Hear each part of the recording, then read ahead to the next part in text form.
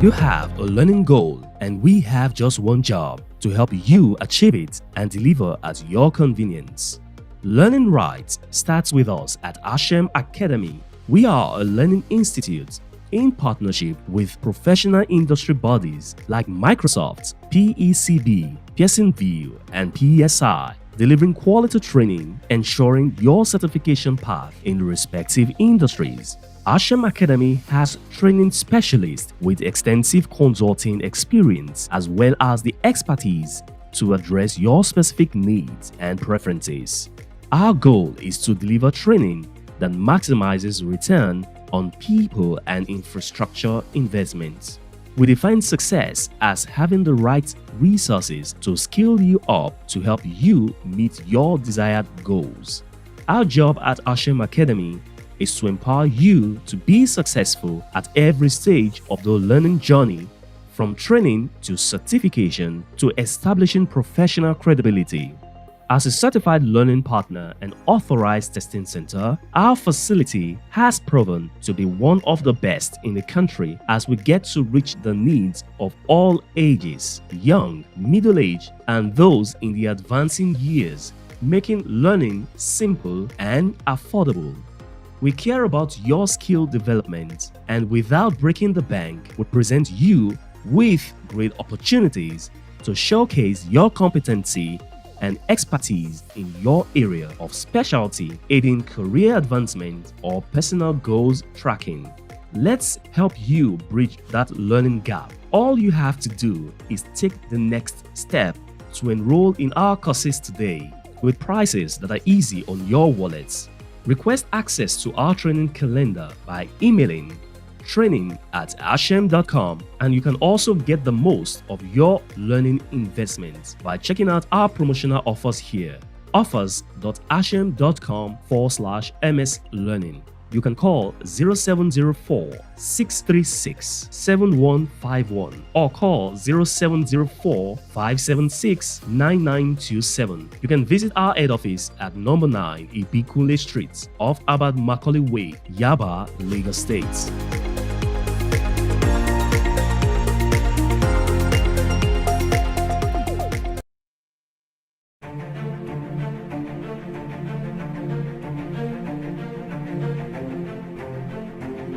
Welcome to the Pride of Symbols, a people driven by the passion for excellence and the courage to take on big challenges and see them through.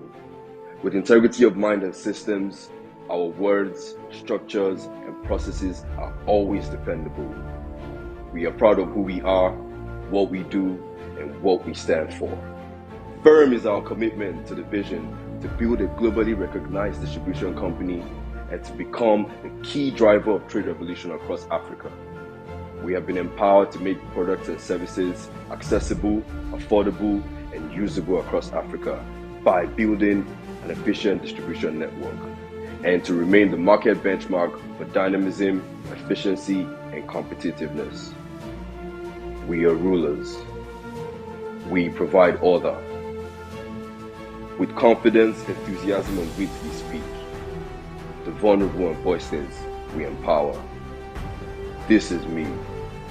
This is TD Africa. We rule. We conquer. We are Simba.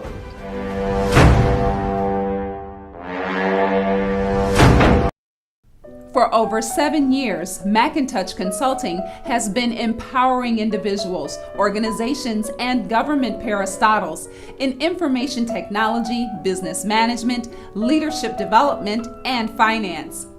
Through our end-to-end training services, we help our clients achieve notable landmarks with our long-standing valued affiliate relationships with Microsoft, EC Council, CompTIA, PECB, Cisco, and AWS.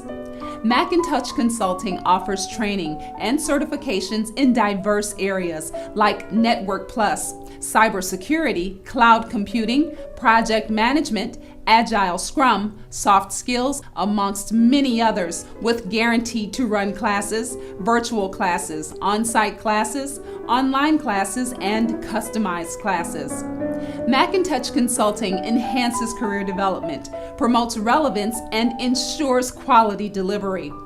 Macintosh Consulting is located in Nigeria, Kenya, and United Kingdom. Visit www.macintosh.com or call 090-381-38550 or 081-409-84158. You can also visit us at 24 Bamachili Street off Allen Avenue, Ikeja, Lagos.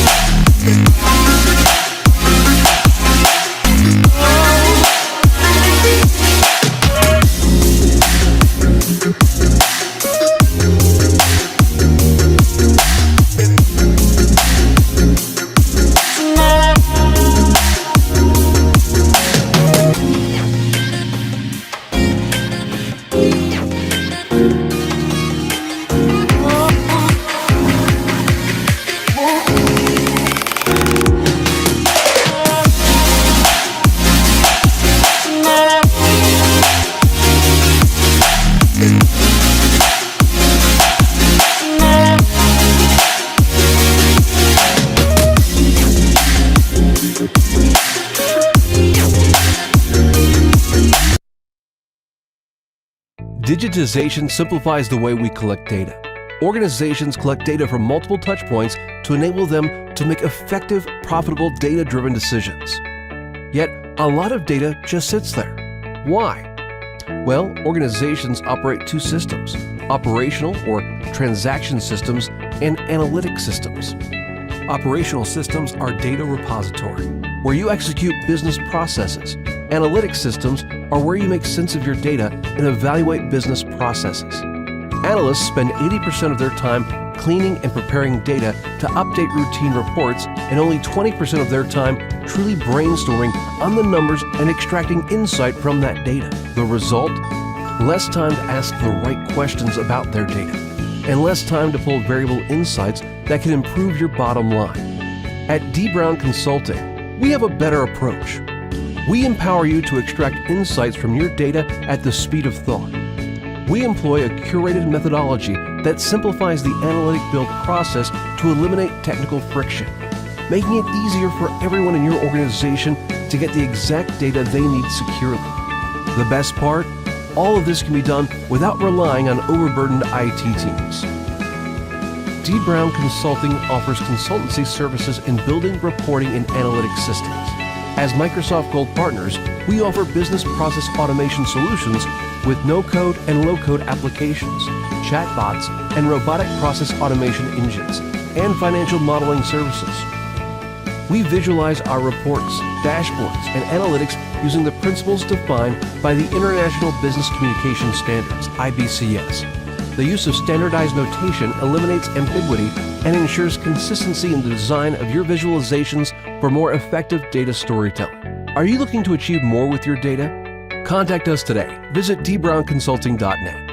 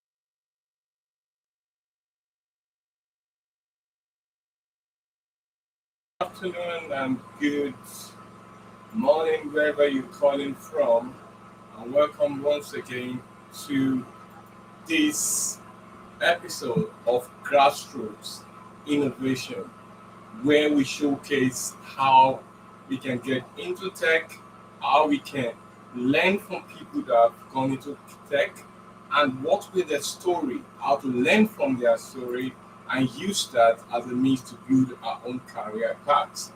And this has been a monthly program that we have and we showcase from the MCT Tech Nigeria user group across West Africa to bring our guests, our hosts, which are most of the time our mentors, and they readily will talk to us about what is happening in the tech industry, how they got to the stage where they are, and how they maximize their knowledge and use that to achieve the great heights they have today.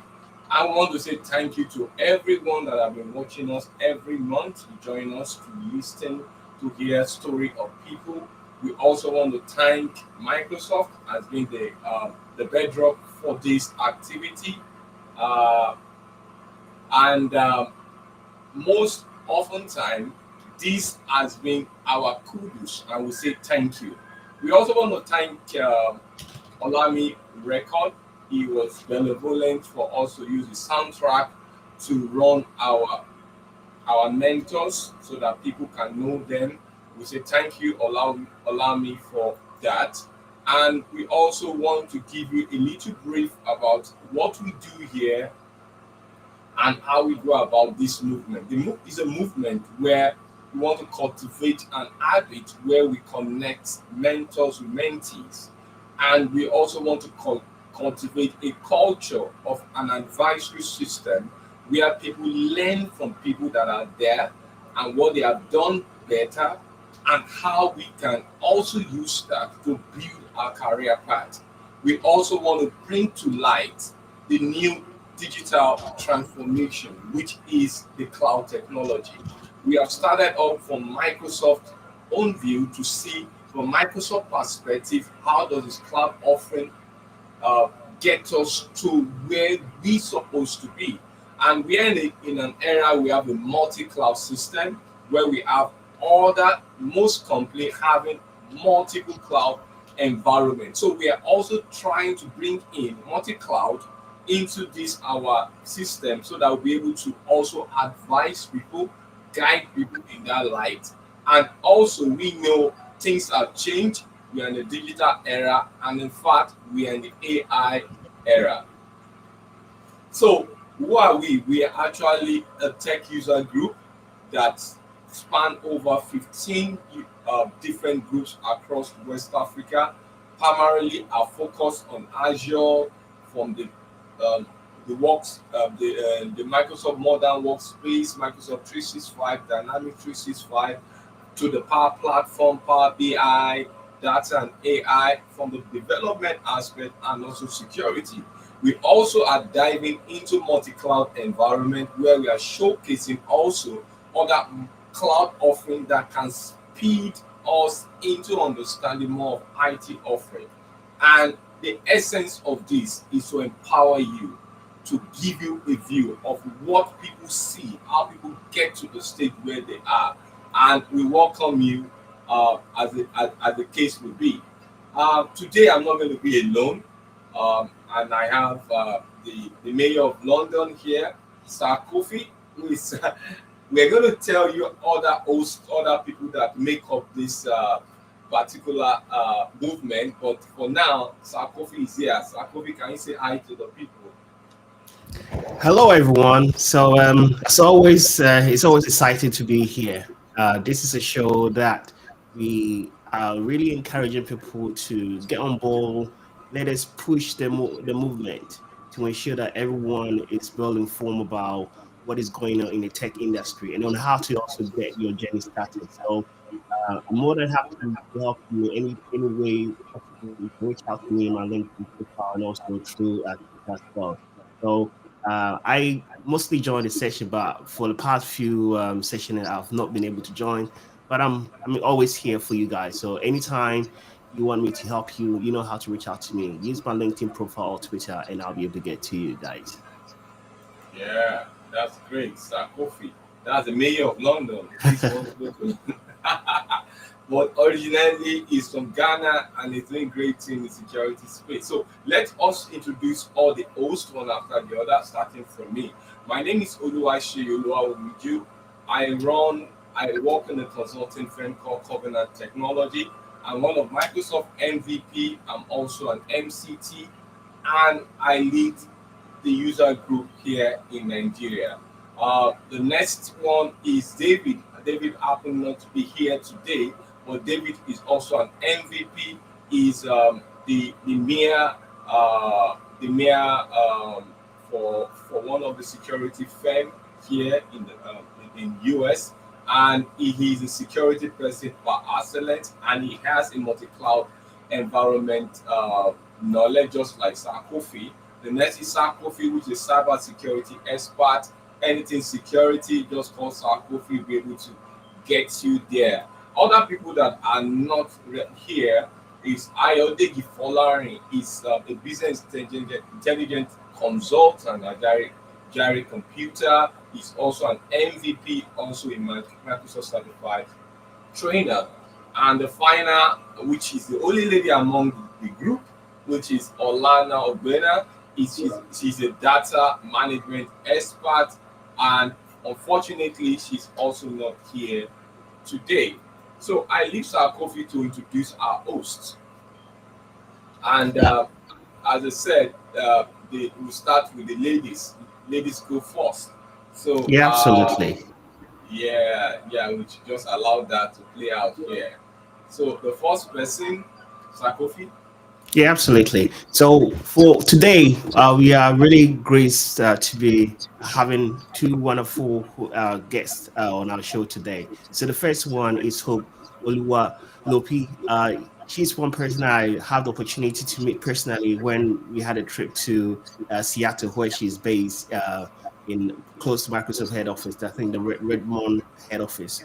So she's really full of information when it comes to software engineering, and she has been in the community, Azure community, also delivering exciting courses, teaching people how to understand various concepts when it comes to the cloud. So I'm excited to welcome her to the show. So Hope, welcome to the show.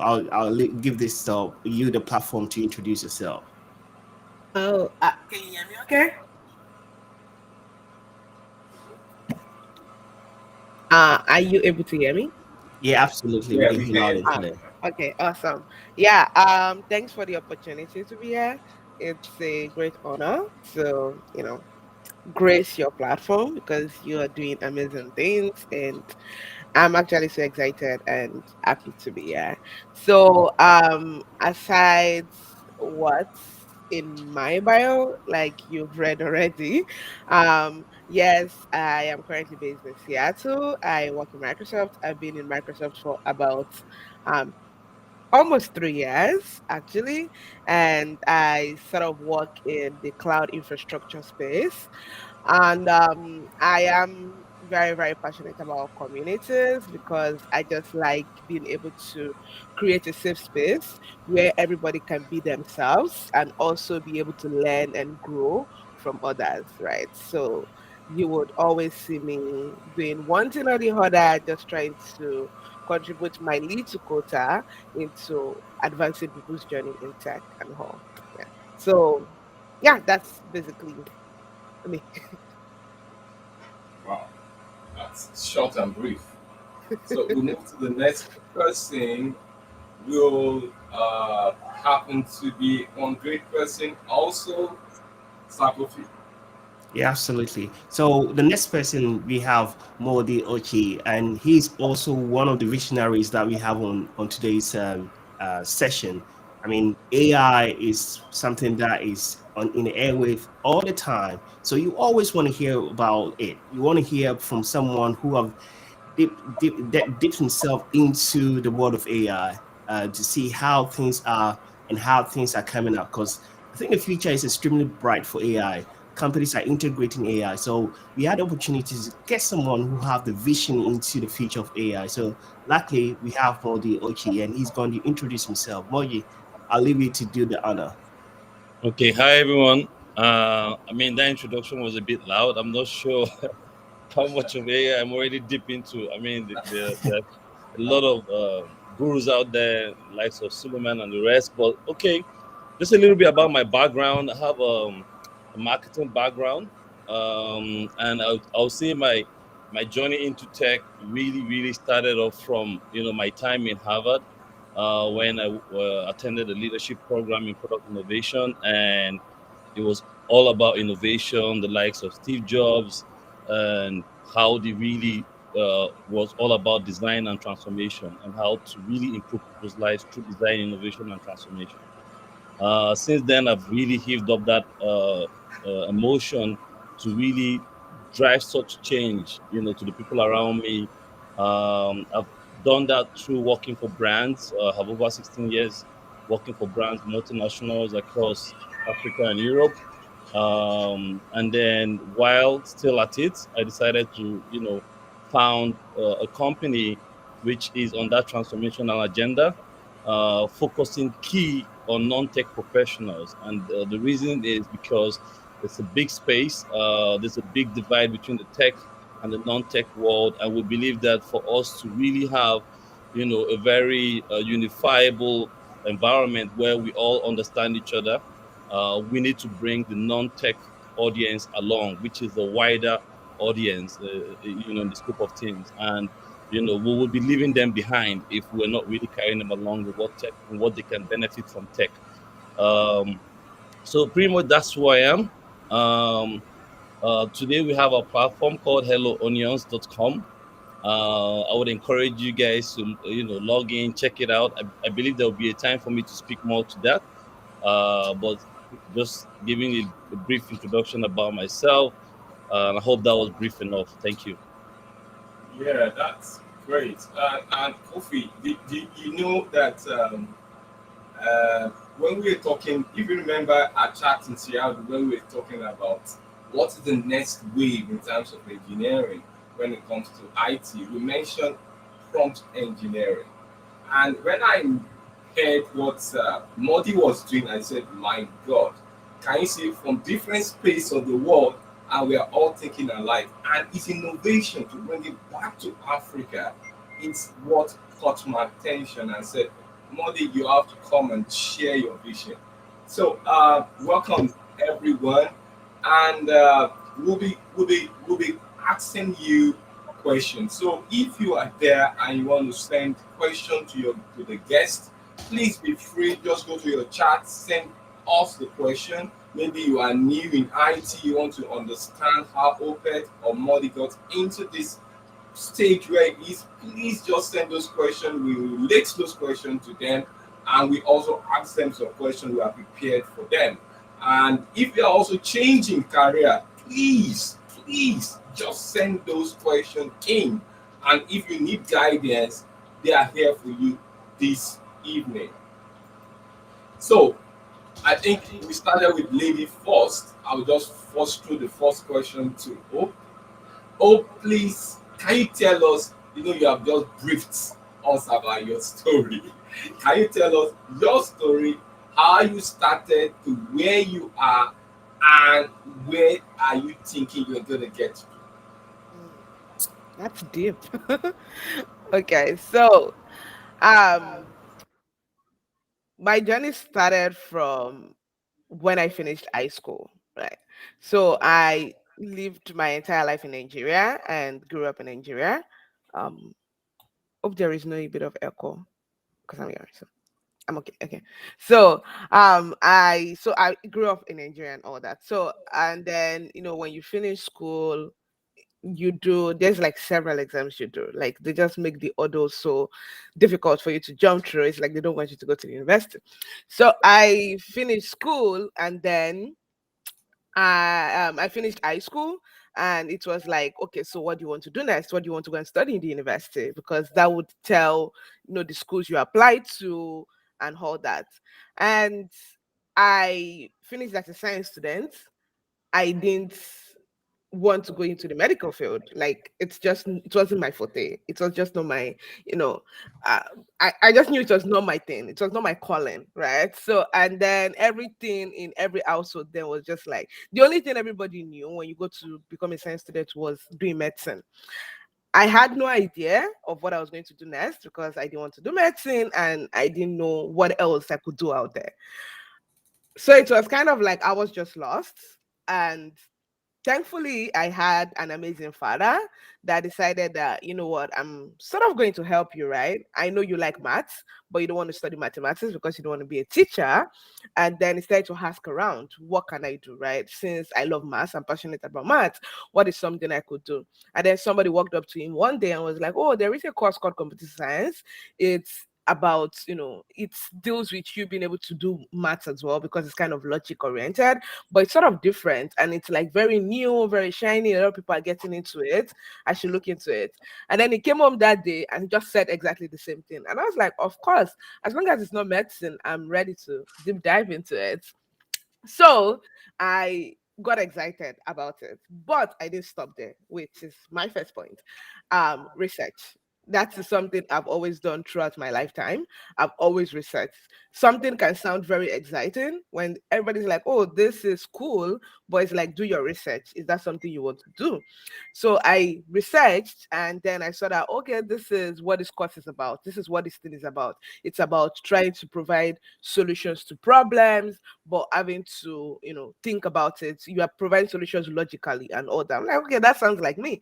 And then I saw the money aspect, which is the major thing that drew me. I'm joking. But I was like, oh, you get, there are like several opportunities. There are several things you can do.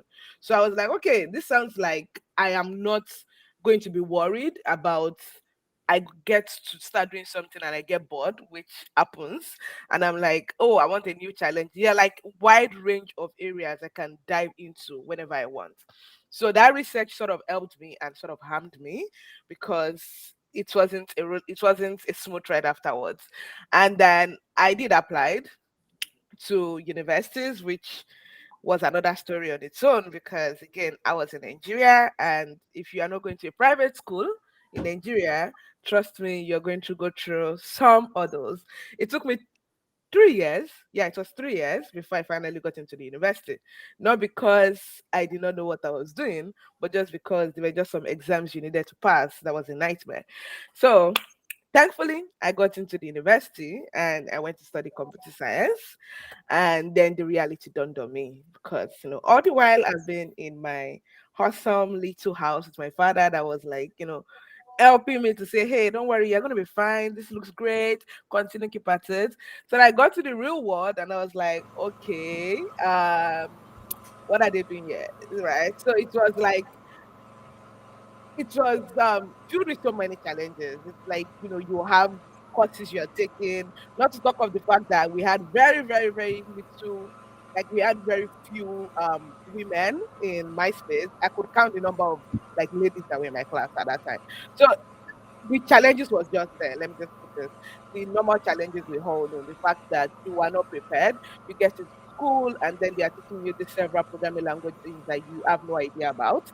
And you're just trying to figure out a lot on your own, right?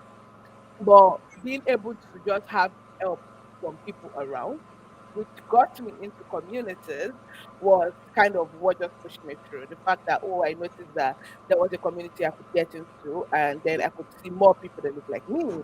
I could uh, draw strength and knowledge from those people was sort of what kept me going. And then so fast forward to where exactly I am right now in Microsoft, it was still based on that community. I got to my final year and then I had this group of friends that we just thought like we wanted to be crazy, we wanted to do something big, and we wanted to, apply to big tech companies. It was not something that was head of when I was in school. I schooled in Unilag, sorry, I didn't mention. I went to Unilag and So it wasn't something that was common then. I graduated in 2019. That was like, it wasn't so common to hear that, oh, we are applying to big tech companies and we are going there, especially when it's international companies. So we just wanted to be crazy, let me put it that way. But I sort of followed the dream since I had people around that we were all doing this together. So I didn't feel alone. In short, I wouldn't have probably thought of doing it alone, right? So we started preparing. We started going through the entire process of, okay, we have to learn algorithm and data structures. Okay, we would learn it. Or we have to prepare a CV. We have to do it. We have to know what is called resume. I had no idea that was a thing. Or cover letters. Like, I was, this was things that we started to discover as time, like as we were doing these things. But because we had that community, it wasn't just one person trying to do this all alone. We were always, drawing strengths and knowledge from each other. And let's not even talk about the rejections we faced. I got to Microsoft, but I had thousands of rejections before getting there, right? But being able to again have those people around to say, yeah, other people get rejected from companies. I'm not the only one. Just kept on pushing me, to finally kind of keep applying, let's put it that way, keep interviewing, and then finally, getting one or two job offers that I could now say, okay, I'm selecting from. Right?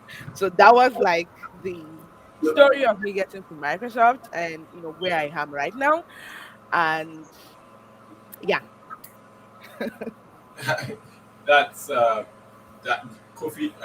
That is a story, and somebody is already commenting. Adebayo is saying that he also studies psychology in the first degree, but he's now an expert in artificial intelligence and also a software developer. So you can see people are now trying to match up your story and to look at where they also fit in. And one thing that captured my thoughts when you were talking about your story was that you walk through the community and you have a guidance from your dad who was always telling you you can do it. And that's why that's one of our core concepts for this show, to find a way to find people out there that want to go into tech and they are lost. They're thinking, how am I going to do it? So we're trying to create this kind of atmosphere that can allow that to be. So thank you, Hope, for that story. And we're now going to Modi now. Although his own question is quite different. For Modi, we want you to tell us a bit about yourself and the catch for today, generative AI or AI in the tech in general. What's when you told us about your background, your background was into performance marketing. You have studied adverts, read and be under some very advanced tutorage, and now you're trying to apply that, and your start point is in Africa. So, can you just tell us what a bit about yourself and what's making the buzz about AI for you? Okay, so quick one. I don't know if you guys can see me. So a little bit about myself. I was born in Nigeria. My educational background spans across studying in the UK with Anglia Ruskin University, Miami Advertising School, where I had to do account planning, just which people know as advertising strategy, and then progressed into innovation at the Harvard Business School, where I did a leadership program in product innovation. Coming back to Nigeria, I worked my way through as a copywriter. Started my career as a copywriter in an advertising agency. Worked in a couple of them, mostly multinational agencies, and which then I now transited to being a full house strategist, working with also experiential marketing agencies in Nigeria as well, but handling portfolios across Africa. Then I was headhunted into Philip Morris International, where I worked all my way up from the marketing manager role to the trade and consumer marketing manager role, handling portfolios for the brands for the company across Africa and Europe. My interests remain, IT technology, how to achieve. I think basically what is at the foundation of my interest is how to do things better, easier, and faster.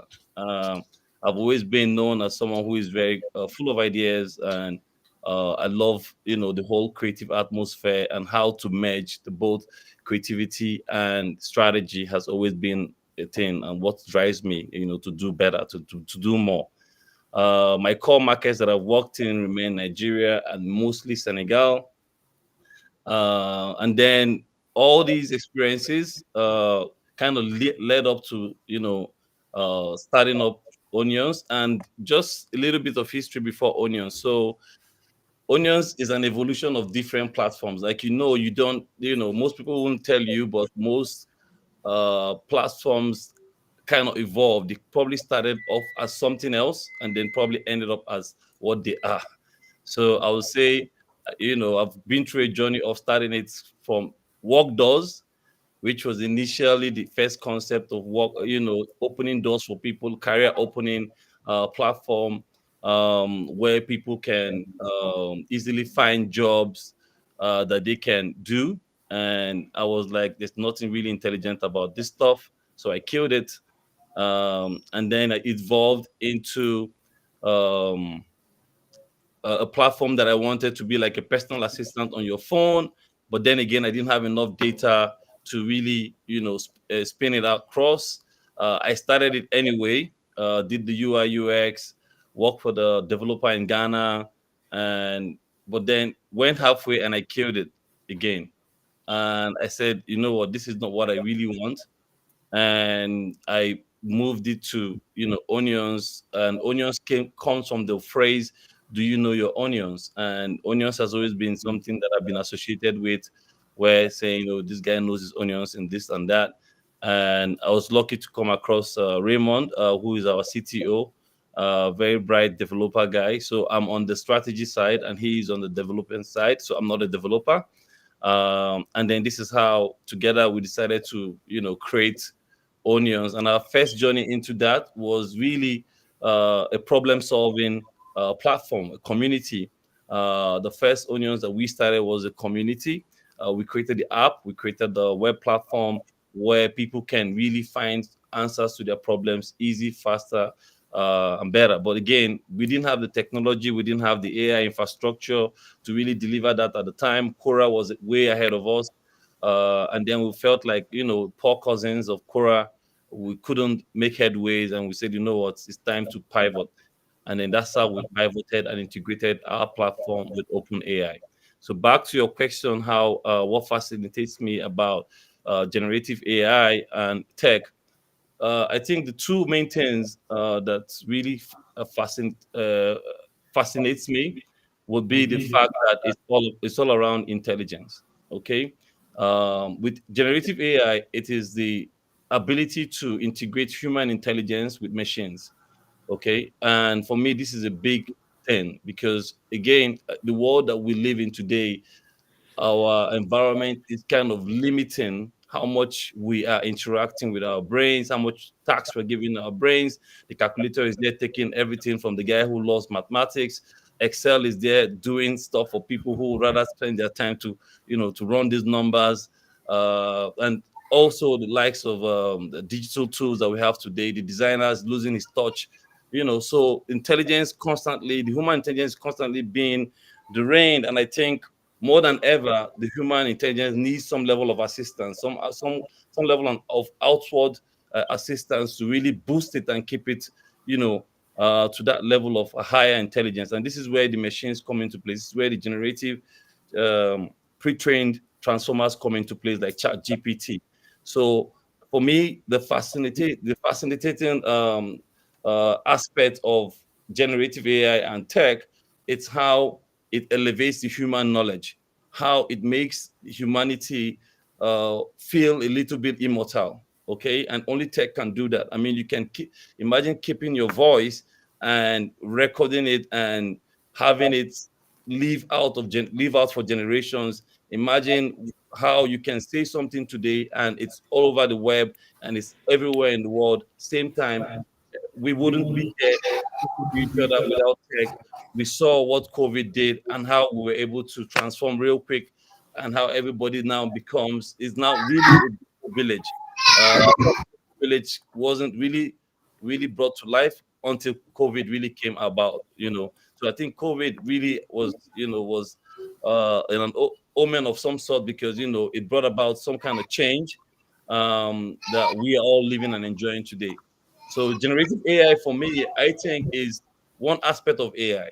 Okay, I think AI is going to evolve from the place where it is today, to a more humane driven aspects. Okay, so for me, it is, where is generative AI going to? Where do we see? That's also what fascinates me. Sorry, this word is just a bit cumbersome on the tongue.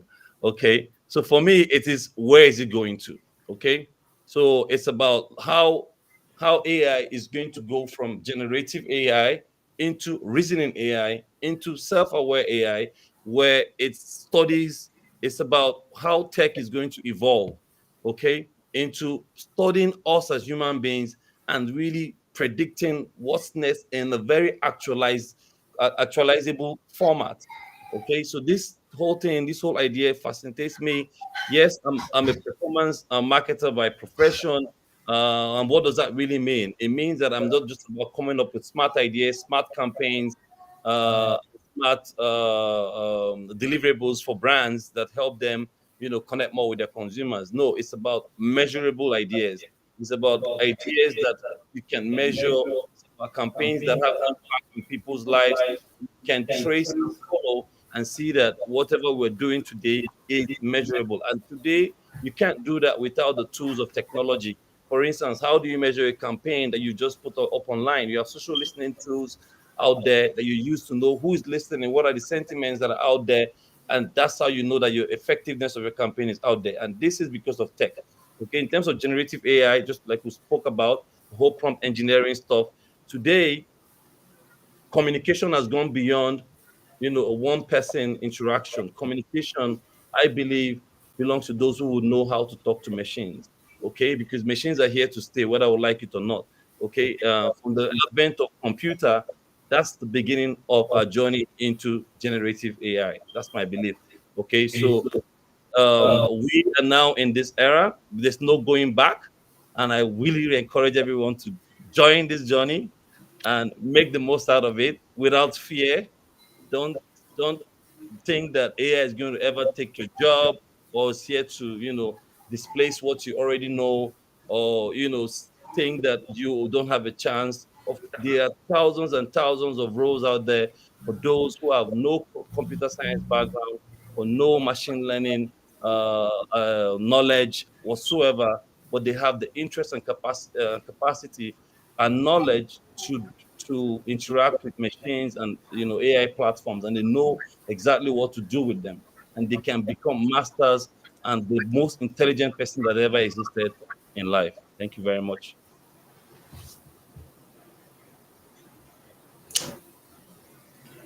Wow, that's really really really amazing.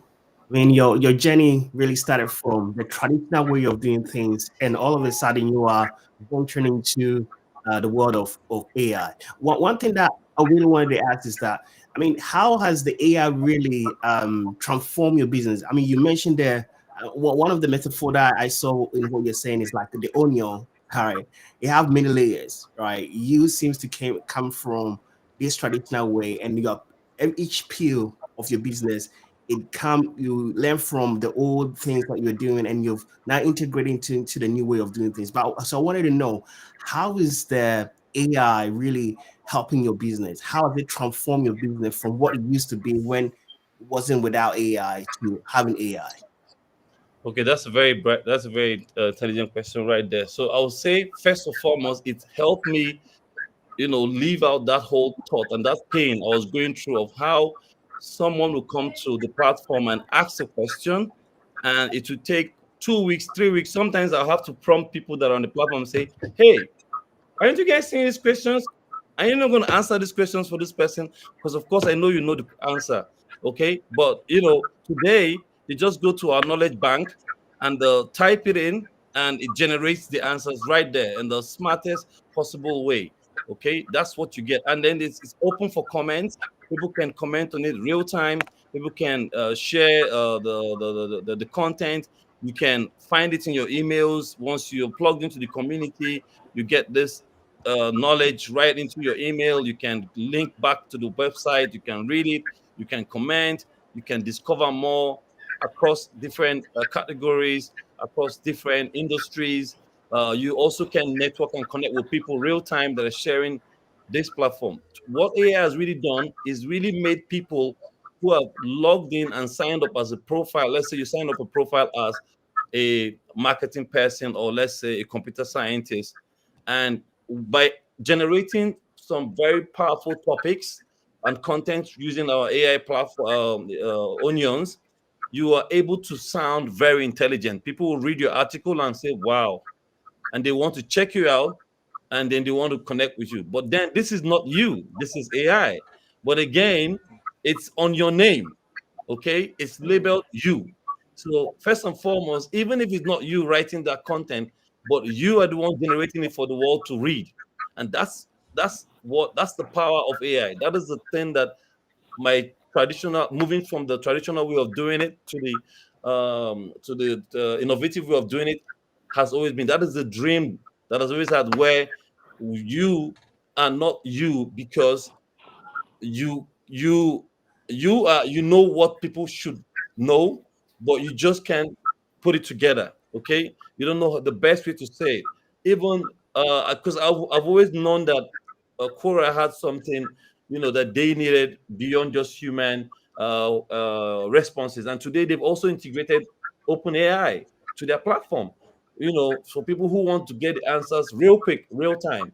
So it's about problem solving, but problem is best solved when it comes easier, faster. That's how you solve problems, and only the power of AI that you can really bring this to bear. Wow, that's really really amazing. I like the way you really answer the question, because time is an issue for many organizations. So what you just said out is a pain point for many organizations, whereby a customer has a question, and then it takes time for the analyst, if it's a tech analyst, to analyze the issue, do his own research, and get back to the customer. But now with the AI having access to a pool of data or a database, they can now cipher the information and then just spit it out to the customer. Not even that, but even it will add some words and how you will structure it. It will make the customer more happy, because it seems to be more logical compared to when a normal person does it. So I think one of the key things that stands out from here is all about, I mean, as a prompt engineer or as someone who has to prompt the AI, what are some of the skills that they have to learn? Because it's easier for you to think, okay, let me get into AI, but you need to know the right things to ask the tool you're using, because AI is definitely a tool that we are currently using to enhance the way we do things. So, what are the things that you think it can help someone who want to get into the field to learn how to really prompt the tool that we are now exposed to? Okay, I guess that's for me. Yeah, that's right. Yeah. Okay, cool. So basically, the word engineering kind of scares people who are not tech people. Okay. So somehow when I hear prompt engineering, I'll try to say, okay, prompt engineering, but it kind of reduces the space for those who can go in. But again, it is what it is. It's some Yeah. form of engineering. Okay. Because you have your engineering words, you're engineering your thoughts, you put it together. But I think the first and foremost, the skill that you need to have is the skill of being purposeful. Okay, you need to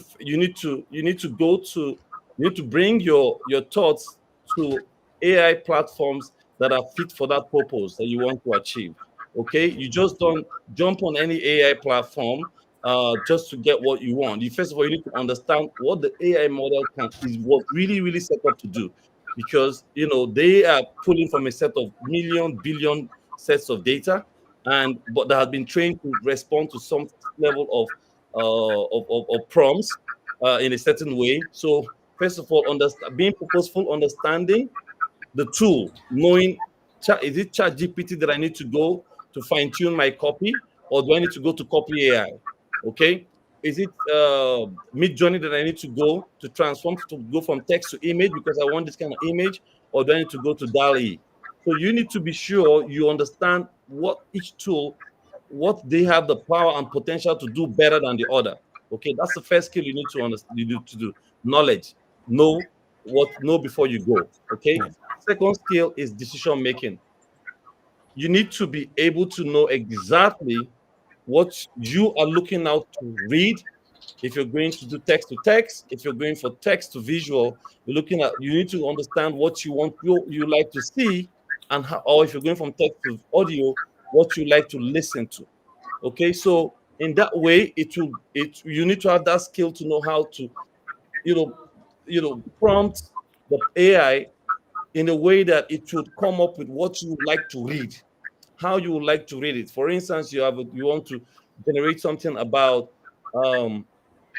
let's say the rise of artificial intelligence. Okay, for you, what do you want people to read about the rise of artificial intelligence? You want them to read about the before artificial intelligence, or the after artificial intelligence, or you want them to read about during artificial intelligence? Everything has to do with the rise of it, but it can be before it or after it.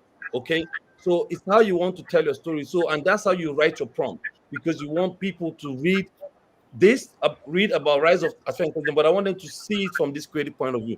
Also, that decision making also goes to the tone that you're looking out for. So I want it to come out in friendly, creatively, storytelling way, how you want it. So you have to have a decision making skill. Okay. Thirdly, I think people you to also have a problem solving skill, which means the problem solver never stops at one thing. You keep evolving. You stumble as you write your first prompt, it gives you your response. Don't stop at that.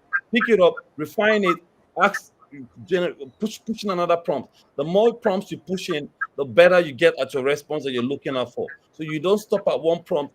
Keep experimenting with your prompts, and you get your desired output. The fourth, which people would say, "Oh, but I'm not a creative person." But you need to be creative, and being creative here is just all about putting structure to your prompting. Okay, what do you want to come first before the other? Also, think about it like this. Okay, you need to have that skill to be able to uh, uh, bring something to life, which means that I have said I would like to write about, I want you to write about the rise of artificial intelligence. But you know what? I also need to say, be mindful of XYZ. Don't go into this realm. Say it like this. Please, I need to apply some creative way of writing. Of saying it to it. I could say, oh, you know what? My audience are dummies, right? Write this for dummies, okay? Because I know that I want it to be a simple, easy, ABC able kind of context. And the last is empathize with your communication skill. Put yourself in the shoes of the machine, okay? The last thing you want as a human being when you're communicating with something is unclarity. So you need to be clear in what you want. You need to make sure that you're because it's a machine is standing before you. You need to visualize it, that this is something before me and I want to communicate with it. So I have to be as clear as possible. Don't rush in your prompting. Spend time. Do not come up with your prompt in 30 seconds, 60 seconds just because you wanted to come up with something. Craft your prompt. Put structures to it. There's no hard and fast rule about it. There's no right or wrong prompt, but the level, the detail and structure of your prompt would definitely lead to the kind of response that you have. So these skills are mainly soft skills, aside from the skills that have to do with knowledge, technical knowledge about the platform. The rest are purely soft skills that you need to have, that you use in the day-to-day environment in what you do, but it's now putting yourself in knowing that you're talking, not the way I like to see it. I like to see that you're prompting an oracle. We are from Yeah. Africa. Okay, you're not going to go to an oracle with an unclear what. You're not going to be going to an oracle not knowing what you want out of it. Okay, you're going to Yeah. go there and say, listen, I want to be a millionaire in 2 years. Okay, and I want to be sure that I have 5 jeeps in my. You have to be clear of what you want, and that's the way he's going to listen to you and tell you exactly what you want. Thank you.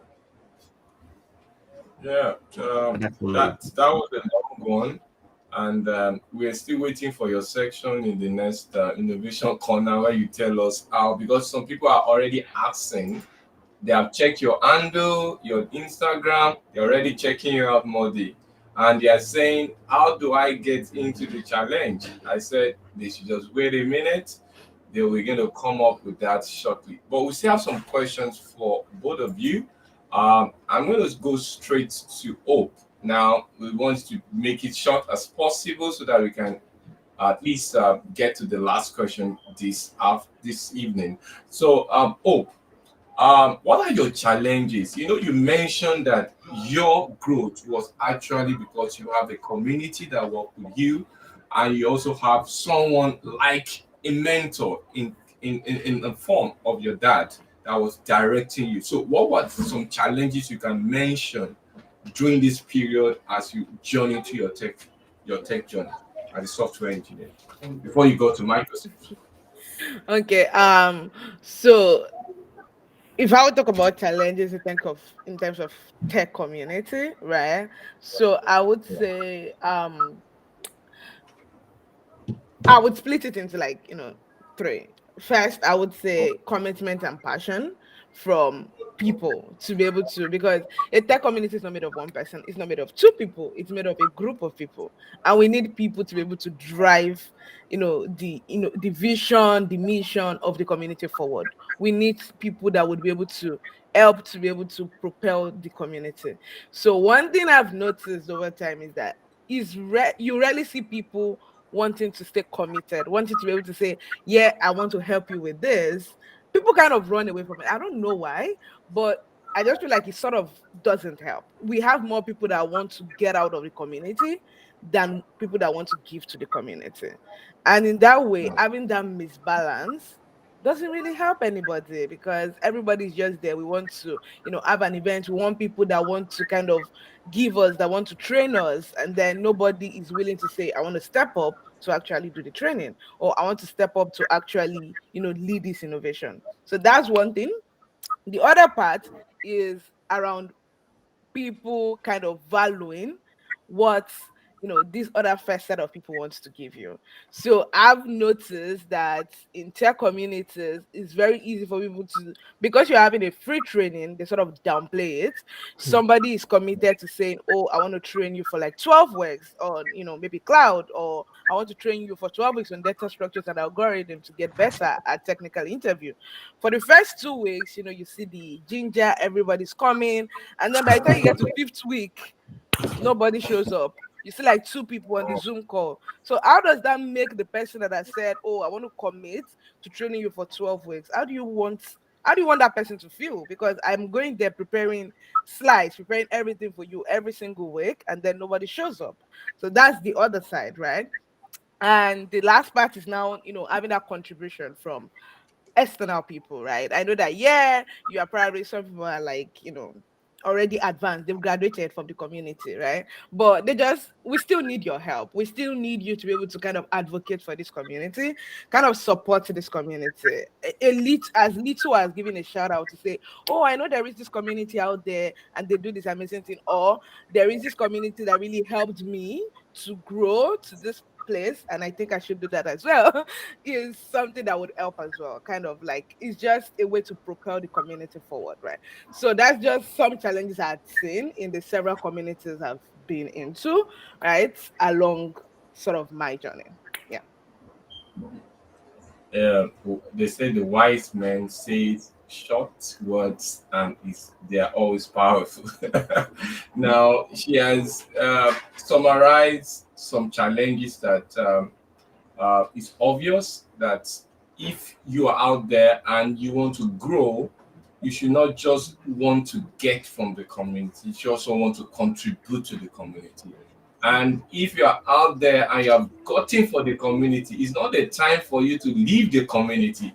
You still need to support the community. So it's like an interwoven thing, and which is something we all need to learn about and work towards. Thank you, Hope, for that. And we are also learning here because some of us feel that we are too old. That's why we're going to bring Modi in one of our shows and tell him you're going to take us on prompt engineering in Abuja very soon. So you should get, since you stay in Abuja. So I leave that to Kofi. The next question for Modi. Because of our time, then just take those questions and get. Yeah, Yeah. absolutely. So I know from our last conversation, there's a lot that you actually, I mean, gave us in terms of the information. But I want to ask one question. So, what prompted you to start your prompt master challenge? Okay, so I've been a follower of the Toastmaster International Challenge. I've been following for years.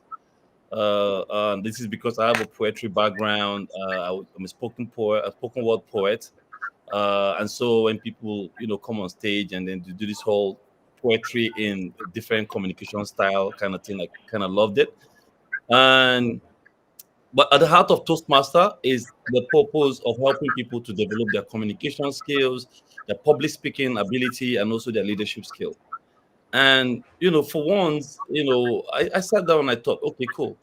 If the future communicators are those who talk to machines, so therefore the future communicators should have a platform where we can help people harness their potential of AI and develop their problem solving skills. Okay. And I thought, let's go from Toastmaster to Prompt Master. Okay. Because Toastmaster is about today's communicators, in my perspective. Prompt Master is about tomorrow's guy. Okay. So Prompt Master came off from, leveraging on a platform where people are being helped to achieve or to harness their communication skills, to harness their public speaking skills. And in such manner, Prompt Master is about helping people to harness the potential of AI to build their problem solving skills. Okay. So um, that's really the how Prompt Master really came about. Yeah, we now take it to Opet. Oh, sorry, Mhm. sorry. I have a friend called Opet. I keep missing your name. So, Hope, before you, you mentioned the challenge you started when you started tech. There is a question by someone, by Pelumi Balade. He said, or she said, I don't know whether she or he said, anyway, Modi of or Hope can answer, but the question goes straight to you, Hope. He said, I'm currently still in university. Is there an evidence you have for me on things I should do, learn, or ways to gain working experience in tech and AI company? So it's a tentacle to Modi, a tentacle to Hope.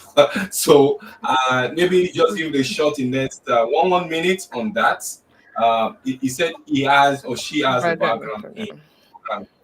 Yeah. So, oh, yeah. Good question. And I would say great that you're still in university because now it's like the good opportunity for you to build your background. So one thing I would say is that gain experience, right? In school, you are just taught and you just have the skills and all, but you need to like stand. Nobody even needs to tell you, especially with the age we are living in, you need to be able to stand out. And I would say gain experience by first, if you are still very, very, early in your university, do a pro bono internship. I always say that because it is easier to get a pro bono internship than to say, I want to intern in your company. There are thousands of people applying to their company, but nobody says no to a free thing. If you say, hey, I identify that your company is doing this, especially around AI or this thing. Oh, please, can you allow me to come and intern in your company during your long break? We usually have long breaks. Either I think there is always that long break of like 1 month or 2 months before you get to, I mean, higher up, like before you get further in your university, go to a good company that actually you aspire to. Tell them, talk to the CTO or something that, oh, please, I just want to learn. I just want to offer myself. I'm offering myself for free, volunteer work, but I just want to work in your company. What that would do is that you are in the space where you get to learn from other people in that company. It's just like, oh, I'm offering myself to do whatever job you have that is menial, but I'm just there to be able to connect to people. And you are building your network small, small. Then as you grow later on, you can now use that experience to be able to say, hey, I've interned here. Because I mean, they are not going to say you didn't intern here. You spent your time, you interned. They just didn't pay you. You can now say, oh, I've interned here. You had it to your resume, and you can now use it to be able to build your way up and get more internship. To be honest, that was what I did. And that was what helped me when I was able to, when I wanted to get my like final year internship or something and all that. So that's one good advice I would say. And the other part is leverage communities. You are in the university, whatever university you are, especially in Nigeria, there is a community called Developer Students Club. It's a community kind of advocated or instituted by Google to just like have a community where people work on real life challenges, you work on real life problems with other people. Join that community, work on problems. That way, you are adding experience as well to your skill. Because, like I said, build experience. That is the major thing. And that's the two ways I feel like you can build experience. Yeah, that's, and we also have Microsoft. They call it Microsoft ambassadors. Most of the university. True. That can be another point for you to join. I'll take Modi will just answer it before we go back to O. So another question came springing in immediately after that. So I want Modi to model it together to answer. The person said his name is Abiodun. Abiodun, thank you for the question. He said everyone is glad to be in this particular class. You want to know more about AI. I don't know whether you can do justification to the two in 1 minute, but just short words so that we can go back to the question we have for O. Okay, cool. So what I will say is eat, sleep, drink AI. Follow people who know. Okay. You don't have we don't have a lot of AI companies today or people who are really or consultancy firm in AI today in Nigeria, or that are really focusing on building a AI as an infrastructure to do things. Okay, also what you can do is don't make AI a buzzword in your life. Okay, leave it. Follow visionaries that are doing things in AI, the likes of Jan Licon, the likes of Geoffrey Hinton, the likes of Kate Crayford, the likes of Mustafa Suleiman. There are people who have done things with deep minds, AI. Follow these people who have backgrounds in AI. By the time you begin to eat, live, speak, live, and speak it, you find yourself really knowing if I am really ready for this journey or this part of my life, transforming into someone who is now going into AI. So I would encourage you, the fastest way to do it is follow these people, consume their content, watch their YouTube videos, read about them, buy their books if you can on Amazon, and then with that knowledge, you take some, because people want to see certifications these days. Okay, just take one or two certifications in Udemy, but you already know, or maybe Coursera, but you already know the basics. You already have the knowledge of what AI is all about. You already know what aspect of AI you want to delve into, what you're looking forward to, and that will lead you to go and find the right course to do that is about AI. Also, make sure you don't go too far from your background. If you have a medical background, stay with the medical background in AI. If you have a marketing background, don't go far. Stay with the AI side of marketing. If you're in geophysics, stay in the AI side of geophysics. There are lots that you can do without losing your background knowledge. Okay, don't think that you're going to peel a new skin if you're going to AI. No, it's a journey from where you currently are to where you need to be. So you have to go along with your shell like a tortoise and keep moving.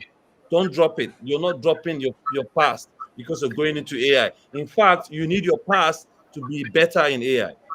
Okay, I hope that helps. Wow. Drink, sleep, AI. Follow those. There is a common term in Africa here that follow who know the road, who don't know road.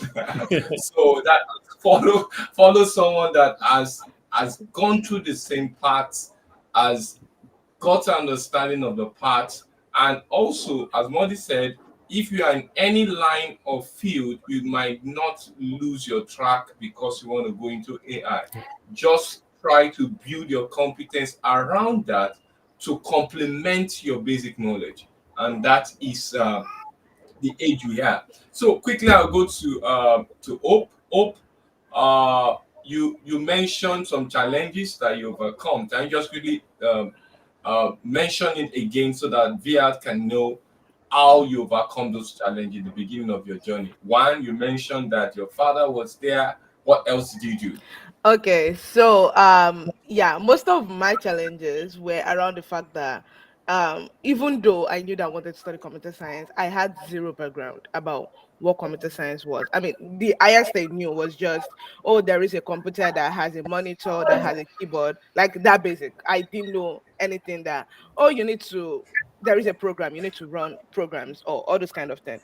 So this was like very big because you get to the university and then they start talking about programming languages, and I'm like, well, I don't even know what that is. So it's it became, I wouldn't say it was a huge problem, I'm not gonna lie, because I had to do extra, kind of, in the sense that I had to be studying extra aside from what I had in school. I had to understand that I had to go down to the basics of, oh, what is actually a programming language? What is programming in a sense? What are the basic computer science structures and all that, back in addition to what we had in school. So it was more or less like me having to learn extra, not just going to school. Right. So that was one. Then, like I said, the other side was the fact that I didn't get people that looked like me and I wasn't prepared. So I grew up in a fantastic home again because we are all girls. Maybe that was one of the reasons. And my dad didn't make me feel like there was some things that were like, pertaining to women or something pertaining to men. So it made me feel like, oh, I could do anything. I could fly in this world. I could do whatever I wanted to do. And then you get into the real world and you're like, it's a lie. There are biases out there. There are people, you get into some places and then I can't, when I say I'm studying computer science, it's like, why are you studying computer science? And I'm like, I don't understand. Why you are, what do you mean by why am I studying computer science? I'm studying computer science because I like it. And it's like, so I don't blame them because it has always been the notion, and not to be cliche, but to be honest, that's the truth. It has always been the notion that this has been a field that was just meant for, men or the other gender alone, as opposed to having women. So, but I know right now that is changing. We've done a lot and I'm really grateful and happy with what we've done to be able to balance the ecosystem, or balance the notion, let me put it that way, to be able to, when somebody says I'm studying computer science, as a woman, you're like, oh yeah, go girl, and all that.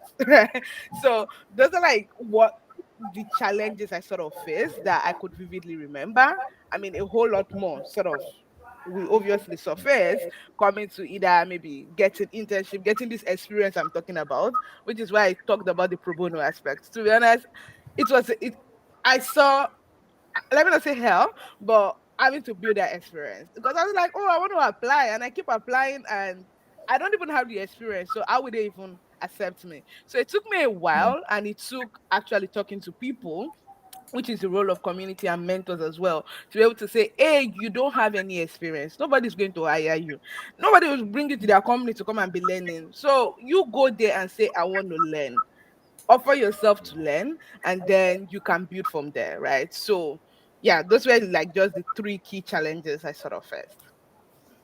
Yeah, that's quite good for us to know. And we're going to go to the last question to Modi. We leave it to Kofi. But while we talk about it, there's some two other questions that I want Modi to also answer. He's from Adebayo. He said he's also study psychology as first degree, and he wants to know. Oh, okay. Sorry, is that the question that we're looking at? I know there's a question. Okay, yeah. He said he wants to see some opportunity, and I think you have already mentioned it, that don't go away from your core study line. Ensure that AI is just going to complement that, and that's the notion people are having, that they are going to lose their job, that they are cutting off. No, build competence around that. Use artificial intelligence to build. So I'll leave that to Modi. Let me not talk for him. Then the other question is from Adebayo. He said, what are the quick advice you can give in terms of courses and requirements that require to make him more competent in terms of his study area and marrying it with AI? So I leave those two questions to you. And Okay. Yeah. Okay, so maybe I start with the first. So the first studied Adebayo, right? Studied psychology, right? So Adebayo, just like Sheyi mentioned, right? Your background is your greatest strength in AI. So with all the knowledge you have in AI, perhaps why I can't say for sure, but perhaps why you're not that employable is because they are trying to relate it to your background and it's totally off. And they rather relate it to someone who has a background in computer science. Maybe you're looking for jobs in AI that are really tied to people who have computer science background. There are jobs that you can do as a psychologist background. There are roles you can apply for and apply your artificial intelligence knowledge in it. Think about being an intelligence analyst. A psychologist, someone who deals with, self-help experts, self-help and all that. What if you what if you get yourself involved in AI trainings that have to do with self-help, as a platform? Okay. What if you go into crisis care management? Okay, because that's what psychologists people do. And there are AI technologies or there are AI companies that are looking for people who have that crisis caring background already. Okay, and they just need you to come and work with the infrastructure that they have to make it happen, because that infrastructure cannot work with the human knowledge that psychologists already have. Okay, because they're going to do some testings and you're going to be able to, based on your knowledge, say, no, this is biased, this is not biased, this is right, this is wrong, this is not actually true for everybody. So it comes with your background. Okay, so there are different things that you've learned in school, the major in psychology. You need to transfer that knowledge into AI, and you need to begin to look around building your career in AI along those lines. I hope I answered your question right there. So the second one would be the person with there's another question opportunities coming into as you were talking. This from Desmond. He said he's in the health sector and he wants to make AI to run some surgery. Wow, this is very explorative. He wants AI to be able to run some surgeries that people not trusting the people rather than. Okay, I leave it to. I know there's some remarkable breakthrough in AI. I think from Israel where they run surgery now on AI, but I leave it out to Modi. While you are looking at that, he also sent something as an addition that Ochi, as an AI expert, what can you do to make AI be more preferable? Wow. Okay, so let me jump into the first one where they cannot trust humans versus machines. Yeah. Okay, so it depends on culture. You need to understand that AI does not exist in absence of culture and environment. Okay, and also culture has a big role to play in the utilization of AI. Okay, if you take AI to your village and try to implement it, everybody will run away because exactly. it doesn't work for them. Okay, The unknown. but today tech has become something that they can trust in Israel to a point where Machines, they know that machines do it better than even human beings because they've seen it happen in their homes, in their lives, in what they eat, how they eat, the kind of foods they eat. So they can trust the machine to even do better. So the culture and the environment of which they are in has made them accept. If you take surgery done by machines to somewhere, let's say somewhere in Mississippi, they probably not accept it because they're still not in that way of life. They're still very cultural, traditional in the way of thinking. Okay, but it's still the same America. Whereas you take it to California or somewhere maybe just down the road in the Silicon Valley area, they probably want to try it out because technology has really shown that it plays a big role in their lives. So it's about the time and the place. That's how AI adaptation works. Yes, you have to be in the right time and in the right place to see it materialize. Okay. Exactly. So hope I answered your question correctly. The second one is how do you make AI more preferable? Like I said, you need to know what aspect of AI you can be part of. Okay. For us today, that's why we're in this movement. There are a lot of people that still see AI as a buzzword, especially in a part of the world, Africa. There are people who are against AI. Where people who are knowledgeable who tell you, Modi, stop pushing this thing because we don't even know what it is. We have some fundamental problems that we can't even solve, and we are here wanting to tax a lot of us that we're not. Africa is not. We are 150 years of civilization. People are 10,000 years of civilization. They should be dealing with AI. We are just 150 years after civilization. So let's focus. Let's live as 150 years of civilization. But then I say if we keep telling ourselves that we are not there yet, they will keep selling this thing to us, and we will keep buying it. Okay, we need to get ourselves. You need to also accessibility is what we are looking to do now. With platforms like this, with forums like this, it's the way we need to start creating that noise, start making it more, get people more interested in it, take it away from being a buzzword, because it's not just a buzzword; it's an actionable word. We need to. That's the way we need. That's the only way we can make it preferable. And by all means, join us at helloonions.com. Discover new content. Discover ways to interact with people. Create your own content, and follow who know road, like they said. Okay. Yeah. you know so that's the only way I think we can make it more preferable. I Yeah. mean, you Exactly. know yeah. So at that, we are going to move into our innovation room where we bring experts to talk to us. And we have been discussing over months about OpenAI. And one of the app that comes from OpenAI is ChatGPT. And Modi here is pioneer a movement in Nigeria and Africa where it's called a prompt challenge. He's going to talk about it in the next few minutes. And we're going to just give him some few minutes, like 10, to tell us about the challenge, what it takes. And I will just run a slide. But before then, I want to at least the challenge is also coming up with some merit in terms of payment. If you are able to win, the first prize is about 300,000 naira.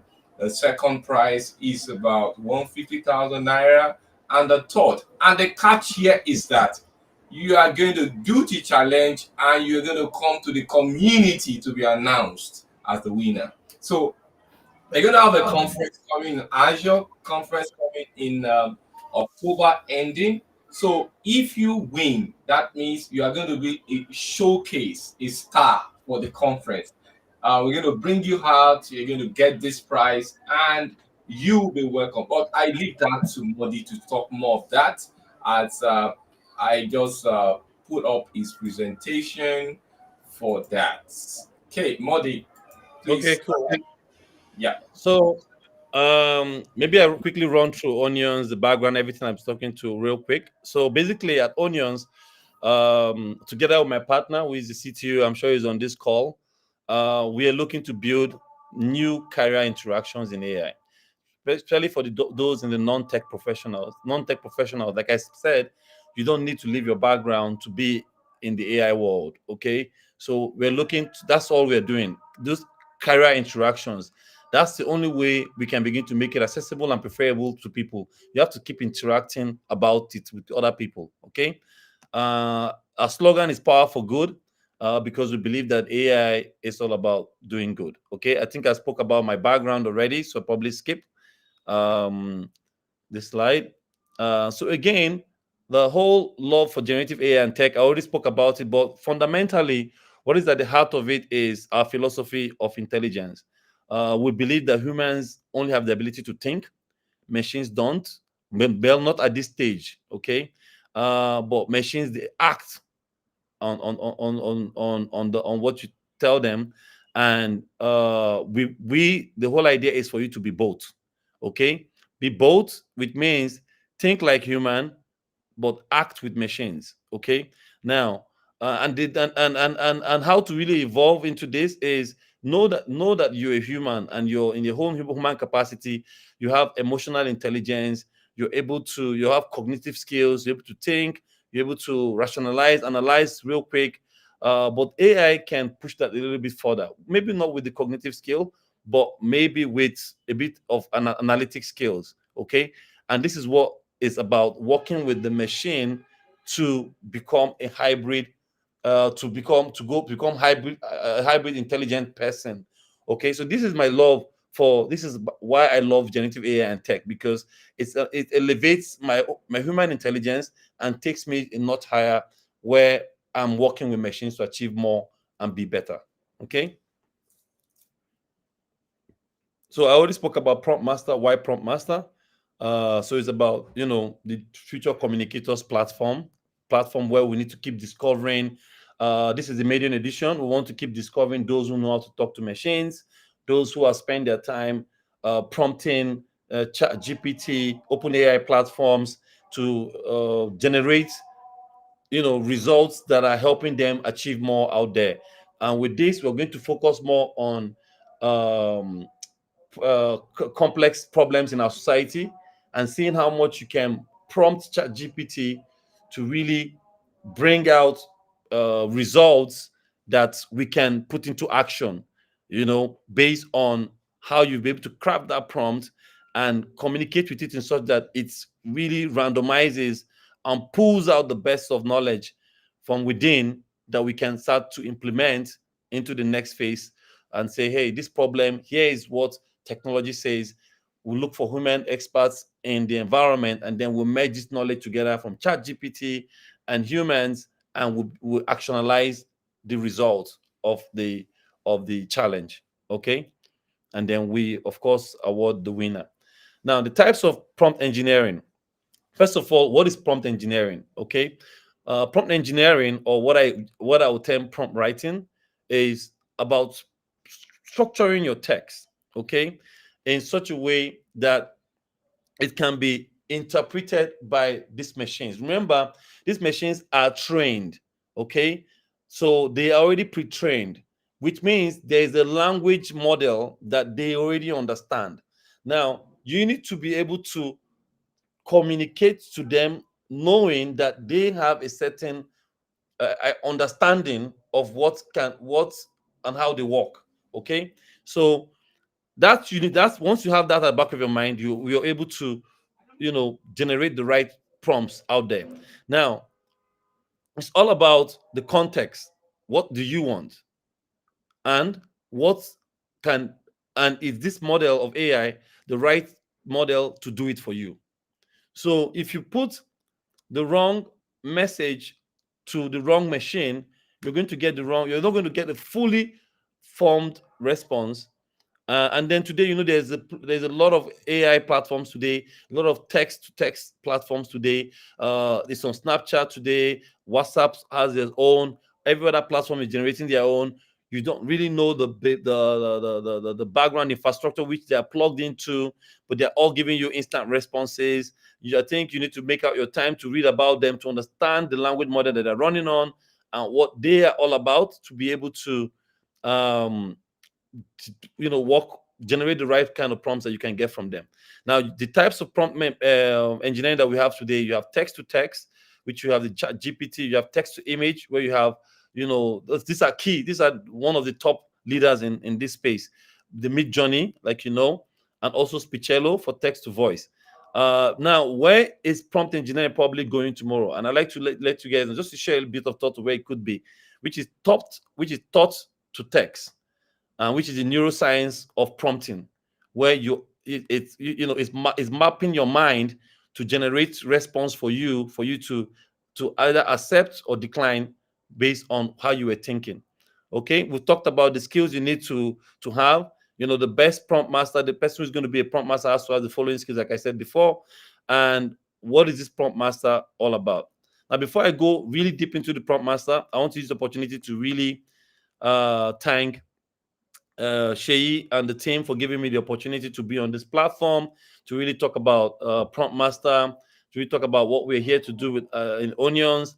I also want to use the opportunity to really, say a big I love you to my wife, because I think she's the most patient person out there in the world to even live with someone like me that can wake up, create something, and kill it the next day, and come up and be telling you the story about the next one the next minute, and then the next minute I'm seeing you in the kitchen or somewhere else, and I've told you I've killed it and I've come up with something else, and before you know it, I've killed it again, I've come up with something else, and you're still patiently listening to me and guiding me and pushing me and saying you can do it. I would have walked away a long time. Okay, but I say as an opportunity to say big thanks to her, and also to my partner Raymond, who really pushed also to say that we'll bring this to life to people. Also to our sponsor as well, Dark Blue Energy Drink, who is supporting us with this initiative. This is the first of its kind, and we hope that a lot of people will jump on it. Today we have only 20 people who have registered, I guess, from the community. We're encouraging the community people to really go right now to go and register, and let's make this maiden edition really worth it. We're looking forward to 100 people to really kickstart. The deadline is on the 6th of October. We have 1 week to go before deadline. We're looking for 100 people, and it's a round robin competition. It's going to be live on Google Meet. You're going to go into this into each challenge in pairs, and with each challenge comes a particular task that you need to prompt the AI to give you your response.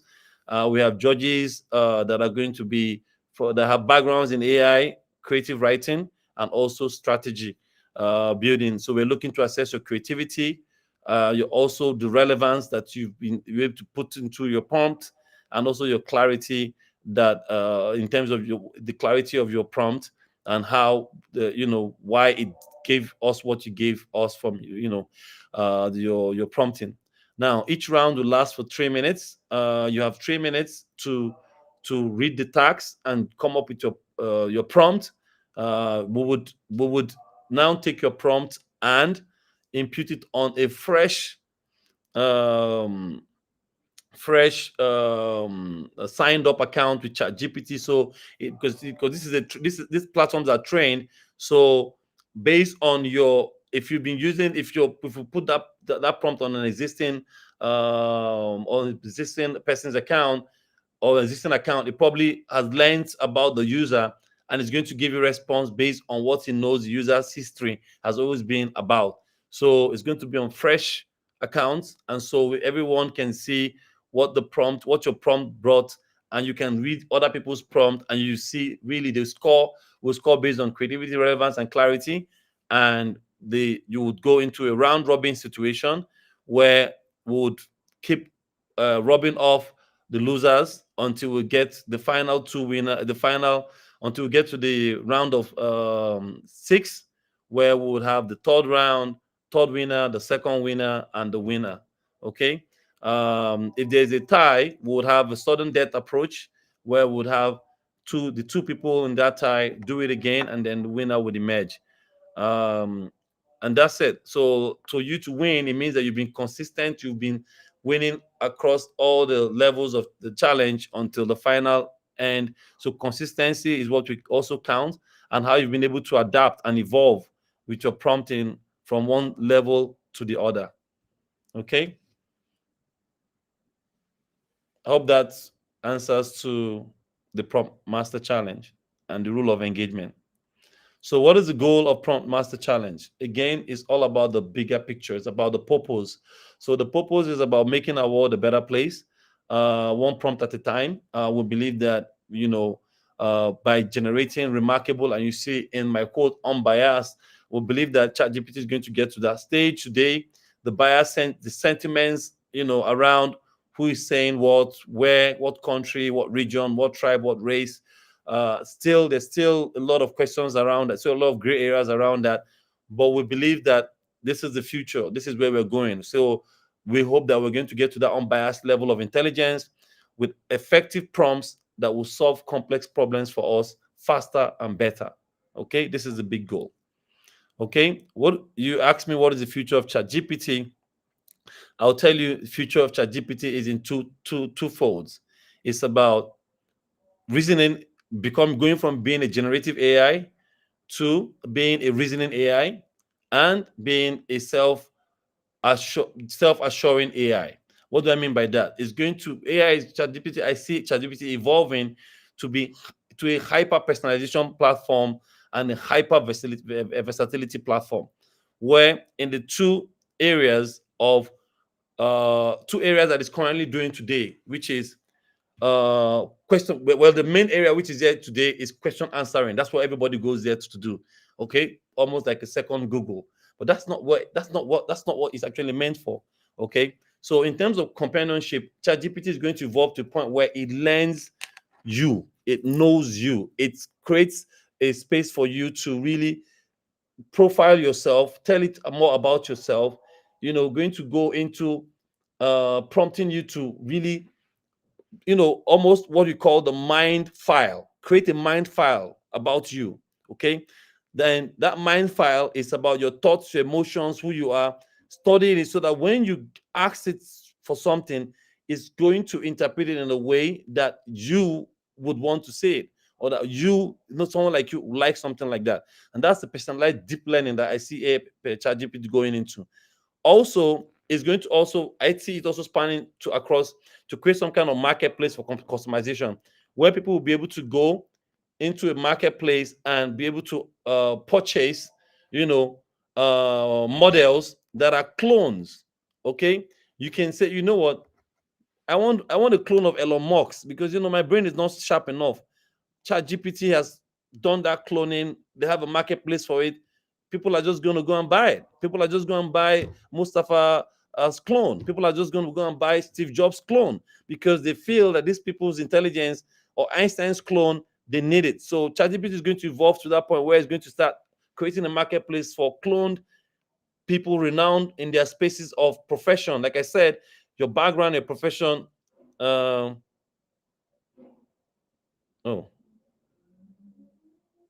Okay, so I guess we're ending now. Are you still there, guys? I'm here. I'm with you. I'm still here. Okay, cool. Yeah, okay. So this is the last slide. So all I can say, guys, is stay powerful. Okay, stay powerful. Stay with AI. Stay powerful. Thank you very much. Yeah. Thank you, Vio. Thank you, everyone. And it has been a very mouthful event today, and we can't thank enough our guests, Opet and Modi. We are not done yet because we want also to let our viewers meet some mentors, because we have two mentors that have come on stage now. We are going to add them to our pool, but we have some mentors. So we want you to meet our mentors. We now talk about our community, then we close for today. So just stay tuned and just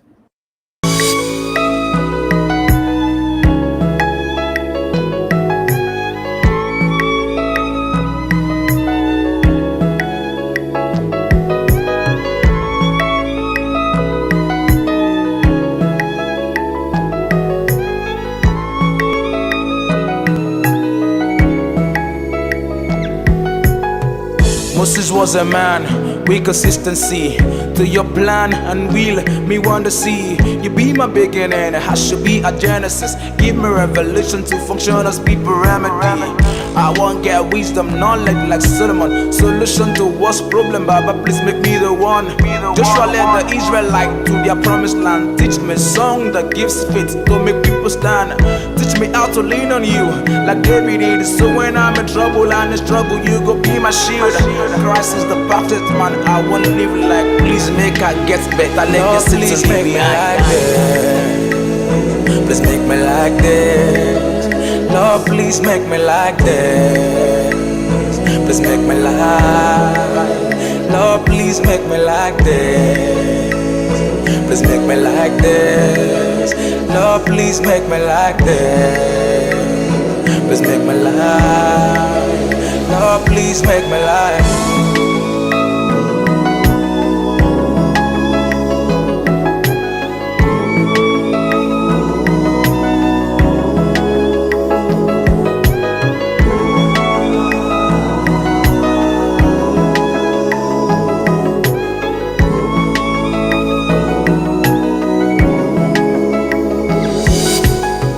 Me want live good and well till my whole days. Me people they feel your anointing when I'm on the stage. I pray for more of you, God, and less of me. Anywhere you want me to go, Baba, carry me. I go be fool if I did the way that only me. Minister, good worshiper, that's what I be. To be a good father to my own child, a beautiful loving husband to my own wife. Make I didn't see your face, I seen clearly to follow you.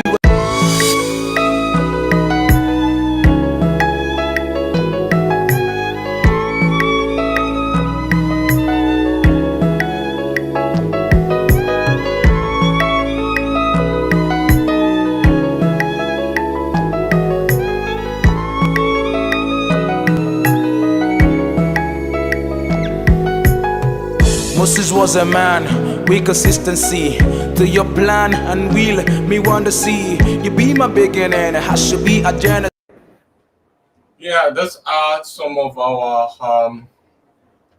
our mentors, people that have spoken in some of our community events, and they are right there for you to connect to. We expect you to take snapshots for their names, try to connect to them on LinkedIn.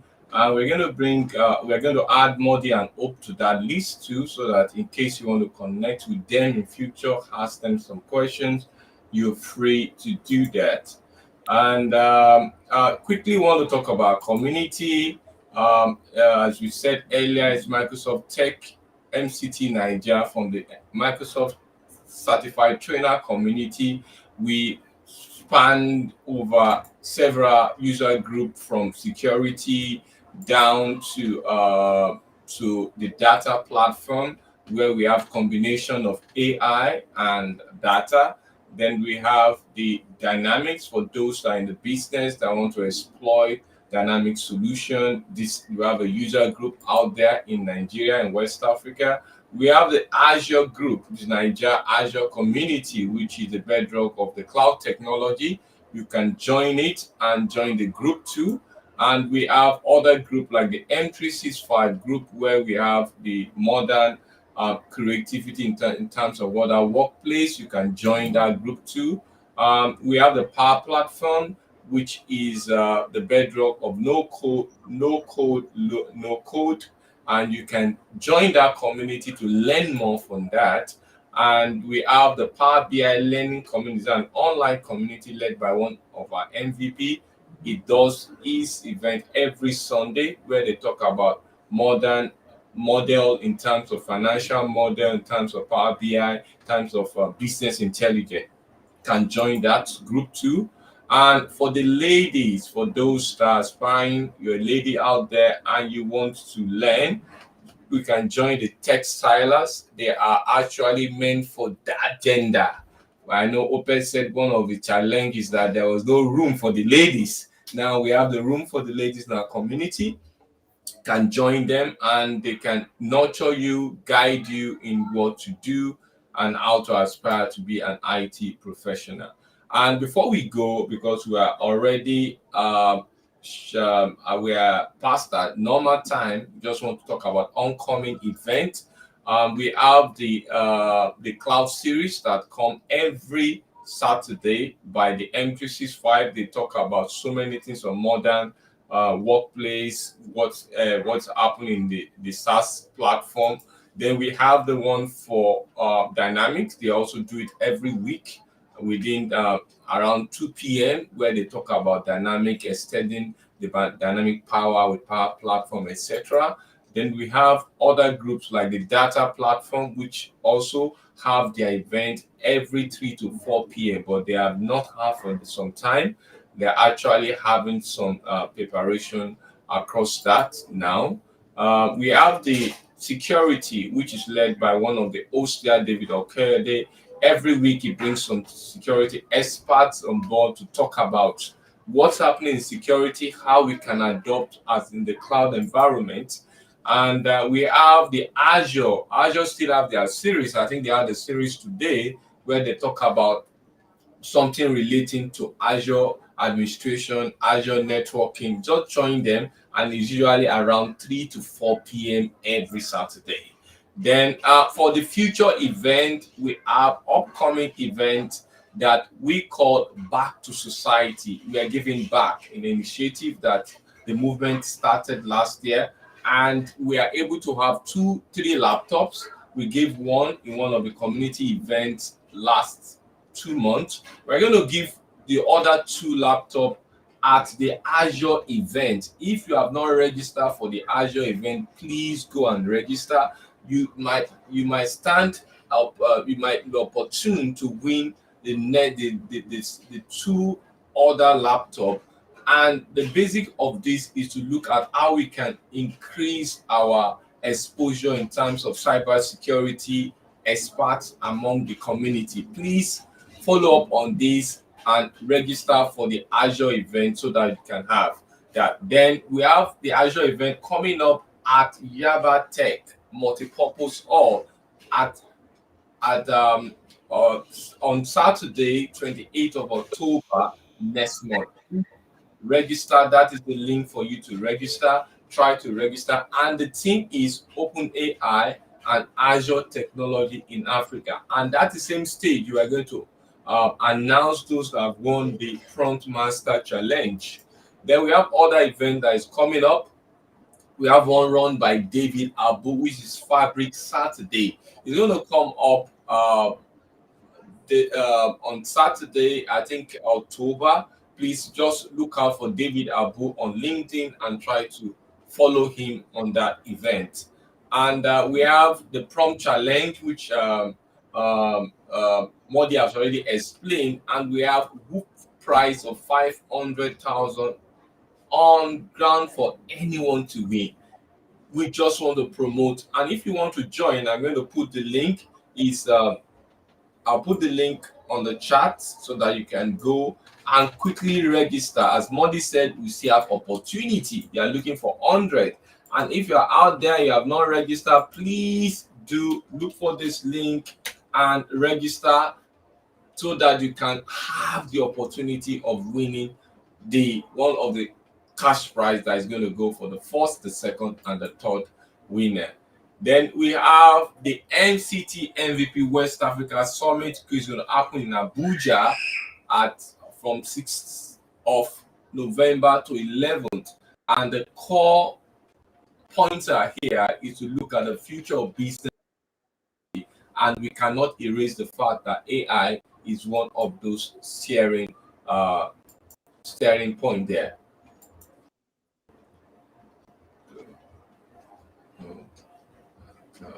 Now, we also have an event coming from the M365 group, which is the M365 Community Day in Lagos. It's going to happen on the 9th of December. So you can also look out for more information there once they have that. And for you to join the MCT NAIJA-TechUSERGROUP group, just look at the meetup group there. You can join to that meetup and type MC NAIJA-TechUSERGROUP group. You join the group and you can have privilege to hear more about it. Now, because of our time, we are really past the time. We want our guests to tell us the final word before we say goodbye this evening. we start from Monday. We know ladies first, but let's start from Monday this time around. And let's just turn the table around. Okay, so thank you. So thank everyone once again. I couldn't be happier than I am today, having this opportunity to engage with like minds and very people I would consider very intelligent. And like I said, eat, sleep, drink AI. This is the only way. So that the conversations are not just passing all over your head. It's not just a buzzword, and when you hear AI, you can really speak to it. You can really contribute to it, and you're definitely going to be part of the bigger picture of the future. Thank you very much. Yeah, that we go to Hope now. Well, thanks again to everyone for joining and listening to us, or if you're going to listen to the session later, and to Mr. Shea and all the mentors and organizers of this community. Thanks for the opportunity. It was amazing to be here. So I'll just say, there's always a quote I love to live by. It's called "Aspire to Make a Difference," and it's sort of it drives everything along your life, in the sense that whether AI is great and awesome, but don't just ride the wave because everybody is doing something. Do something with purpose, right? Why am I doing this? Why do I even want to? Why am I getting into this wave? Or how can I use it to achieve the purpose I want to do something? So I'm advocating for put purpose in mind, and put the fact that whenever I'm doing something, I want to do it to be able to make a difference in my community and in other people's life. Thank you. And we all say thank you. And we see you the same time next month as we still look at how we can creatively walk through IT path. Have a lovely Saturday, and we'll see you next month. Bye. Bye.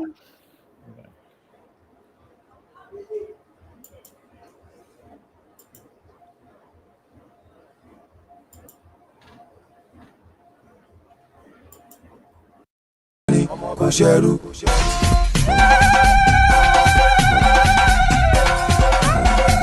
Kò wá sáyé. Ọmọ ọba ni kò ṣẹrú. Kò wá sáyé kò ṣẹ̀wọ̀n. Ó yá akéde mo fẹ́ délé bàbá tó bí lọ́mọ.